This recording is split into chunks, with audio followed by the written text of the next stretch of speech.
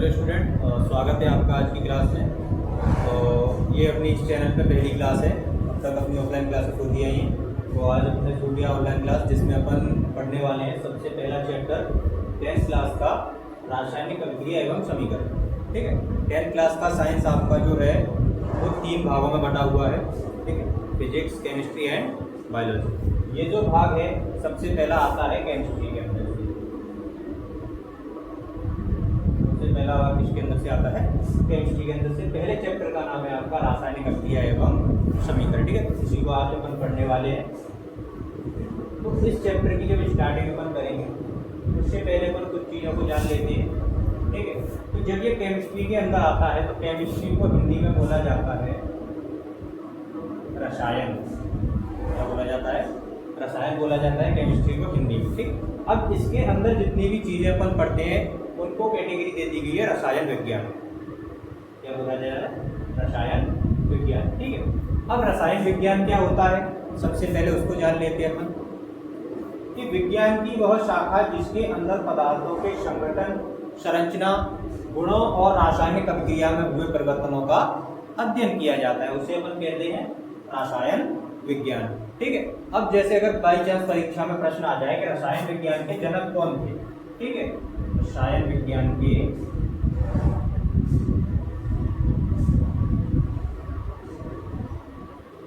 ज्ञान।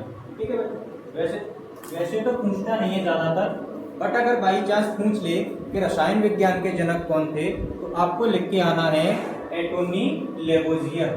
क्या नाम है उनका? एंटोनी लेवोजियर। ठीक है बच्चों, एकदम बेसिक से अपन स्टार्ट करने वाले हैं। ठीक है, अब जब अपन ने इसमें देखा कि विज्ञान की वह शाखा जिसके अंदर पदार्थों के संगठन, संरचना, गुणों और रासायनिक अभिक्रिया में परिवर्तनों का अध्ययन किया जाता है। ठीक है, तो इसमें एक शब्द आया पदार्थ। तो एक पदार्थ के संगठन, उसके गुण देख रहे हैं, पदार्थ क्या होता है। ठीक है, तो जो पदार्थ है उसकी परिभाषा होती है वह वस्तु जो स्थान घेरती है, जिसका द्रव्यमान होता है, जिसे हम पांचों इंद्रियों से महसूस कर सकते हैं, उसे अपन क्या कहते हैं? पदार्थ कहते हैं। ठीक है, द्रव्यमान का मतलब होता है भार मीन्स वजन, यानी वो वस्तु जो जगह घेरती हो, स्थान घेरती हो, जिसका कोई ना कोई भार हो। भार आप सभी जानते होंगे। ठीक है, जैसे ज्यादातर अपन ग्राम, किलोग्राम में भार मापते हैं। उसका क्या हो? कोई ना कोई भार हो, ग्राम, किलोग्राम, लीटर, मिलीलीटर। तो उसका जो द्रव्यमान है वो क्या है भाई? सबसे पहला पॉइंट तो वो स्थान घेरनी चाहिए। जैसे ये पेंसिल है आपकी, अगर मैं इसको किसी एक टेबल पर रखूं तो ये वहां पर कोई ना कोई स्थान घेरेगी। ठीक है, इसका कुछ ना कुछ भार है, द्रव्यमान है, और इसको अपन पांचों इंद्रियों से क्या कर सकते हैं? महसूस कर सकते हैं। इंद्रियां आप जानते होंगे, आँख, कान, नाक वगैरह जो अपनी क्या होती हैं? इंद्रियां होती हैं। ठीक है, अब पदार्थ अपन ने देख लिया। अब पदार्थ की देखेंगे अवस्था। भाई पदार्थ कितनी अवस्थाएं होती हैं पदार्थ की? तो पदार्थ की टोटल होती हैं 3 अवस्थाएं। कितनी होती है बच्चों? 3। सबसे पहले आती है आपकी ठोस अवस्था, दूसरी आती है द्रव अवस्था, तीसरी आती है गैस अवस्था। अब एक चीज और ध्यान देना आप यहाँ पे, हमने देखा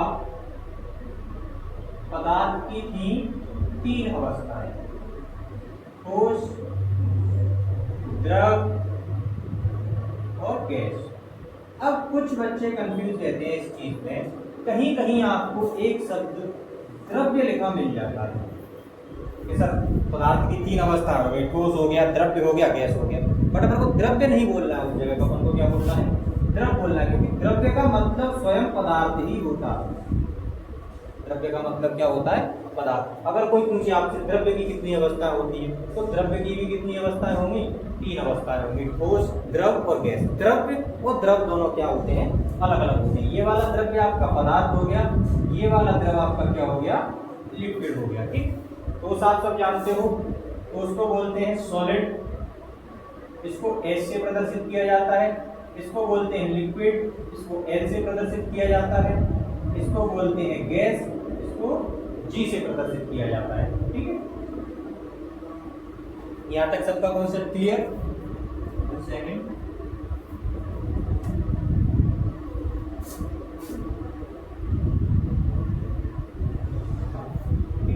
ये तो अपनी पदार्थ की अवस्थाएं हो गई। अब अपन देखेंगे कि शुद्धता के आधार पर पदार्थ कितने प्रकार के हैं। शुद्ध अशुद्ध, तो शुद्धता के आधार पर सिंपल है, शुद्ध प्रकार का एक, अशुद्ध प्रकार का, ये तो सब जानते हैं। इनके अंदर भी कैटेगरी होती है, जैसे कि आपका ये जो शुद्ध पदार्थ है इसके दो भाग होते हैं। शुद्ध पदार्थ के कितने भाग होते हैं? दो। सबसे पहला होता है तत्व और दूसरा होता है यौगिक। कुछ बच्चे तत्व भी लिख देते हैं, कुछ यौगिक भी लिख देते हैं, दोनों यहाँ क्या होते हैं? अलग अलग होते हैं। तत्व जो होते हैं तीन प्रकार के होते हैं, धातु, अधातु और उपधातु, ठीक है।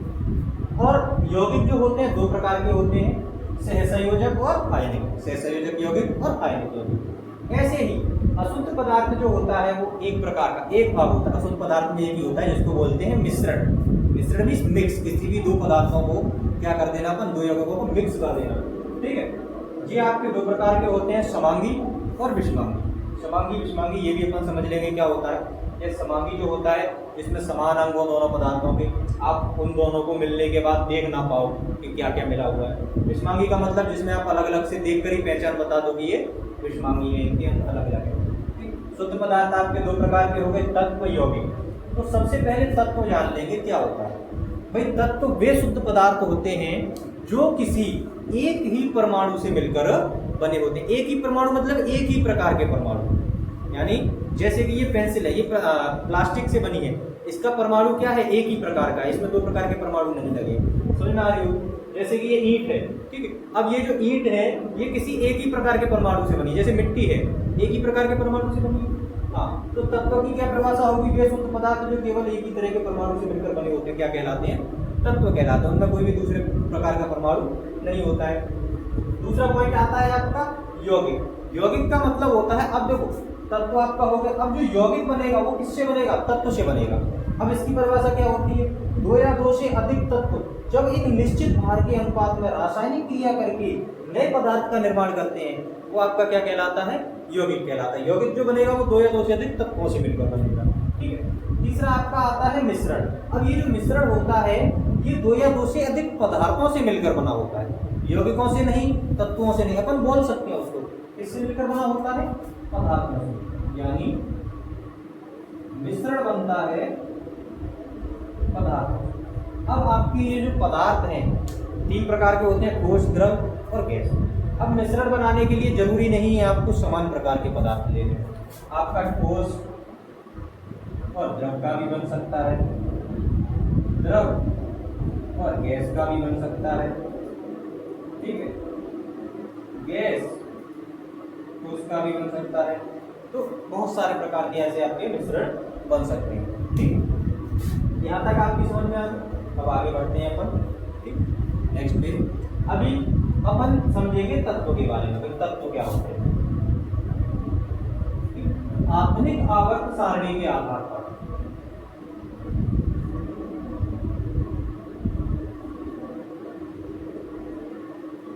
आधुनिक आवर्त सारणी के आधार पर टोटल तत्वों की संख्या कितनी है? 118। कितने तत्व है?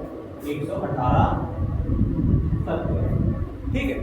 सबसे पहला तत्व जो है आवर्त सारणी के अंदर वो आपका होता है हाइड्रोजन। क्या होता है? हाइड्रोजन। और अगर कोई पूछे बच्चों कि सबसे हल्का तत्व, क्या पूछे? सबसे हल्का तत्व, तो सबसे हल्का तत्व भी कौन सा होता है बच्चों? हाइड्रोजन होता है। अभी मैं आपको यहाँ साइड में सारणी लगा दूंगा, आप उसमें देख लेना, ठीक है, कि कौन कौन से तत्व हैं। टोटल 118 तत्व नहीं होंगे, उसके लिए आप आवर्त सारणी देख सकते हो। आवर्त सारणी जब आप देखोगे तो उसमें आपको सारे 118 तत्व मिल जाएंगे, जैसे hydrogen, helium, lithium, beryllium, carbon, जितने भी हैं आपको क्या मिलेंगे? आवर्त सारणी के अंदर मिल जाएंगे। मैं एक छोटी सी सारणी इधर लगा दूंगा, आप उसको देख लेना, ठीक। हाँ, अब इससे आगे बढ़ते हैं अपन।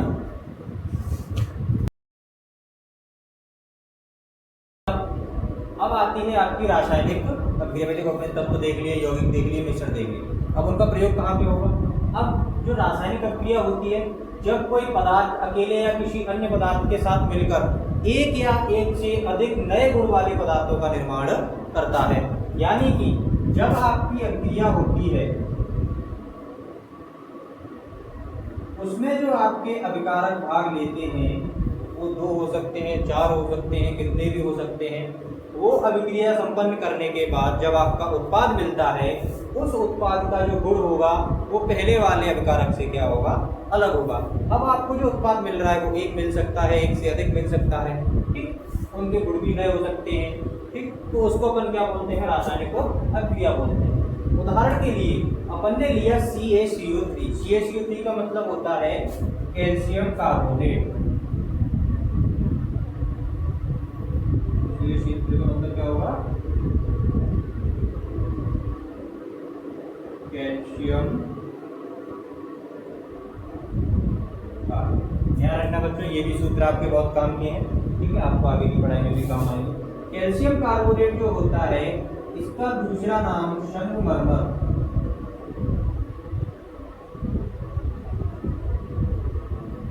या फिर चौक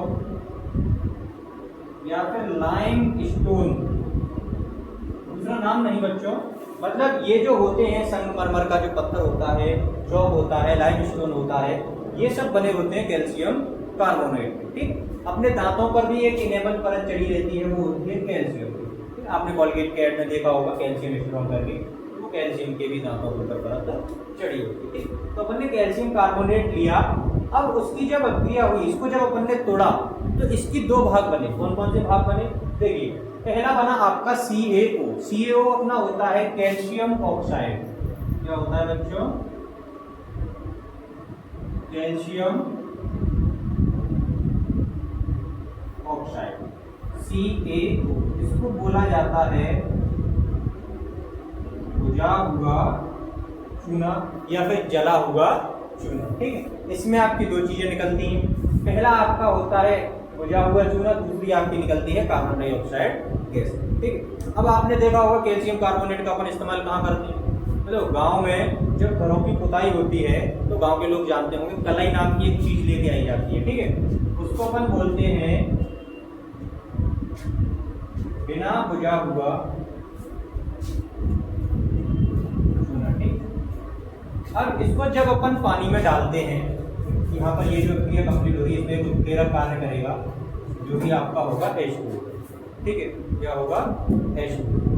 हाँ, अब ये जो होगा, जब इसकी अपन अभिक्रिया करेंगे तो जब इस बर्तन में इसको जब डाला जाता है तो वहां पर वो बर्तन क्या हो जाता है, अधिकतर गर्म हो जाता है, उसमें से कार्बन डाइऑक्साइड गैस निकलने लगती है, ठीक है। तो यहाँ तक आ गया समझ में।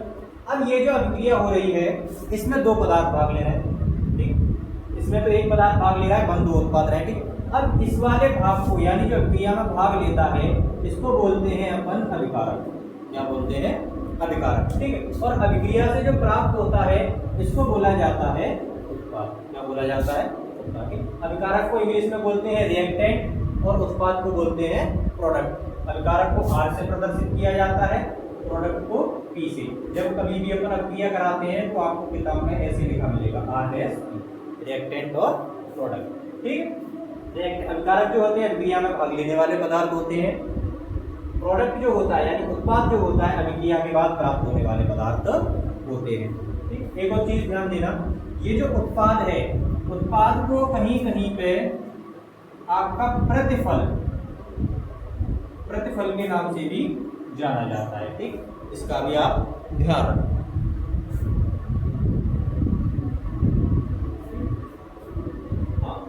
अब जब ये अभिक्रिया हुई, इस अभिक्रिया के होने के बाद अपन को एक ऐसा समीकरण मिला, ठीक। इस समीकरण को बोलते हैं अपन रासायनिक समीकरण, यानी रासायनिक अभिक्रिया को शब्दों की जगह प्रतीक या सूत्रों में लिखना, ठीक है। क्या कहलाता है, आपका रासायनिक समीकरण कहलाता है। अब ये भी 2 प्रकार का होता है, एक होता है संतुलित, एक होता है असंतुलित। भाई संतुलित क्या होता है, संतुलित वह होता है जिसमें दोनों तरफ मतलब अभिकारक पक्ष और उत्पाद पक्ष में परमाणुओं की संख्या कितनी होनी चाहिए, समान होनी चाहिए, इधर भी बराबर होनी चाहिए, इधर भी बराबर होनी चाहिए, ठीक। यानी संतुलित क्या होगा, जैसे इधर आपके 2 हाइड्रोजन है, इधर आपके कितने हाइड्रोजन है, 4 हाइड्रोजन है, इधर भी कितने हाइड्रोजन है, 4 है, इधर कितनी ऑक्सीजन है, 2 है, और यहाँ भी कितनी ऑक्सीजन कहलाएंगी, 2 कहलाएंगी, ठीक। देखो अपन यहाँ पता कैसे लगाते हैं, भाई ऐसे जो हाइड्रोजन है फिलहाल अपने पास 1 है, इसके नीचे अगर अपने सफिक्स में 2 लगा दिया, अपने पास 2 हाइड्रोजन है। अगर यहाँ पर एक वो लगी तो अपना ये सिंपल क्या है, H2 जल का फॉर्मूला है, जिसके अंदर एक ऑक्सीजन और 2 हाइड्रोजन है। अगर इसके आगे अपन 2 लगा दें, ठीक, तो ये जो आगे का 2 है ये गुणा में काउंट होगा, इसके साथ भी गुणा होगा इसका और इसके साथ भी गुणा होगा। इसके अंदर 2 ऑक्सीजन हो जाएंगे और 4 हाइड्रोजन हो जाएंगे। ठीक, यहाँ से आगे देखते हैं। अब असंतुलित मतलब अभिकारक पक्ष और उत्पाद पक्ष के अंदर परमाणुओं की संख्या समान ना होना। जैसे आप देख सकते हो यहाँ मैग्नीशियम 2 है, ऑक्सीजन 2 है, लेकिन यहाँ पर मैग्नीशियम ऑक्सीजन कितना है, 1-1 है। जब अपन यहाँ पर 2 लगाएंगे तब जाके ये क्या होगा, संतुलित होगा। ठीक, ध्यान रखना। अब इससे संबंधित आपका एक प्रश्न आता है, वो आपका प्रश्न है कि रासायनिक समीकरण को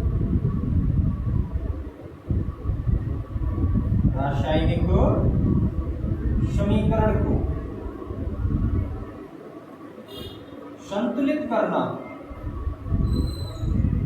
क्यों आवश्यक है। प्रश्न है, रासायनिक समीकरण को संतुलित करना क्यों आवश्यक है।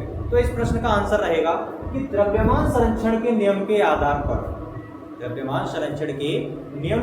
पर अभिक्रिया के पश्चात द्रव्यमान को ना तो बनाया जा सकता है ना ही नष्ट किया जा सकता है। यानी जितना द्रव्यमान आपका अभिक्रिया से पहले था उतना ही द्रव्यमान आपकी अभिक्रिया के बाद होना चाहिए। ठीक है, ऐसे ही आपका दूसरा प्रश्न बनता है, द्रव्यमान संरक्षण का नियम क्या है। ठीक, तो ये सेम प्रश्न आपको सेम आंसर उसमें लिख के आना पड़ेगा। ठीक, कि इसके अनुसार अभिक्रिया के पश्चात ना तो द्रव्यमान बनाया जा सकता है ना ही द्रव्यमान को नष्ट किया जा सकता है। ठीक है, इसके बाद ये जो अभिक्रियाएं होती हैं अपनी, इनके प्रकार पढ़ेंगे। जैसे अपनी संयोजन अभिक्रिया, वियोजन अभिक्रिया, विस्थापन अभिक्रिया, विस्थापन अभिक्रिया, ऊष्माक्षेपी अभिक्रिया, ऊष्माशोषी अभिक्रिया।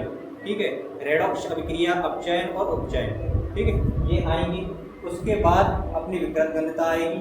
यहाँ के बाद अपन पढ़ेंगे दूसरे पार्ट में। ठीक है, नेक्स्ट वीडियो में अगली वीडियो पढ़ेंगे। जहाँ तक आपने आज पढ़ा दिया उसको आप क्या कर लीजिए, तब तक रिवीजन कर लीजिए। ठीक है, और ये चीज़ ध्यान रखिए आप कि आपके जो बोर्ड एग्जाम है वो आपके क्या है, बहुत ही नज़दीक है। बोर्ड एग्जाम क्या है, बहुत ही नज़दीक है। आपके पास इतना समय नहीं बचा है तैयारी के लिए, इसीलिए आपकी एक्स्ट्रा क्लास लगाई जा रही है। अगर कोई व्यक्ति बाहर से देख रहा है जिसको ऑफलाइन क्लासेस लेनी है, वो शर्मा कोचिंग क्लासेस ज्वाटी रोड पर ऑफलाइन क्लासेस आके ले सकता है। ठीक, अन्यथा वो यहाँ पर यूट्यूब चैनल के माध्यम से भी देख सकता है। यूट्यूब चैनल जो है वो आप सब्सक्राइब करके रख लीजिए, ठीक, ताकि आपको इसका अगला पार्ट भी मिले और इससे संबंधित आपकी आगे की भी वीडियो चलेगी। 12th क्लास का भी सिलेबस आपका जल्दी ही स्टार्ट किया जाएगा। सबसे पहले 10th और 12th रहेगा, उसके बाद देखेंगे छोटी क्लासेस का भी सब्जेक्ट स्टार्ट कर देंगे। ठीक, इसके बाद मिलते हैं नेक्स्ट वीडियो में।